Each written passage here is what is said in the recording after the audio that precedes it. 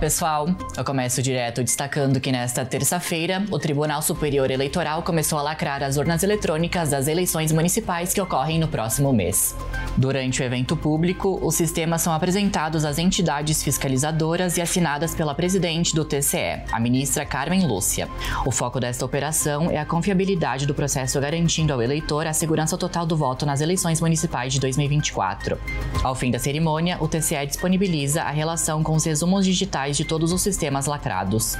E se liga que nesta quinta-feira tem estreia no Centro de Cultura Ordovás. Quem chega à sala de cinema Ulisses Jeremia é o longa dinamarquês O Bastardo, do diretor Nicolás Jarcel. O filme se passa na Dinamarca do século XVIII e conta a história de um herói de guerra ambicioso que embarca em uma missão para colonizar uma vasta terra hostil. As sessões ocorrem do dia 12 a 15 de setembro, às 7h30 da noite, e dos dias 19 a 22, também deste mês, às 5 da tarde. E no próximo domingo ocorre a 4ª edição do Slam Papo Reto em Caxias. Confere aí! Este é um evento que destaca poetas das periferias e desde julho premiou 3 vencedores, que ganharam produções audiovisuais para divulgar os trabalhos realizados.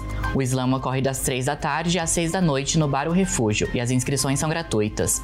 Os participantes devem apresentar 3 poesias autorais de até 3 minutos. Então esse foi o Direto da Redação desta terça, te desejo uma ótima semana e até a próxima!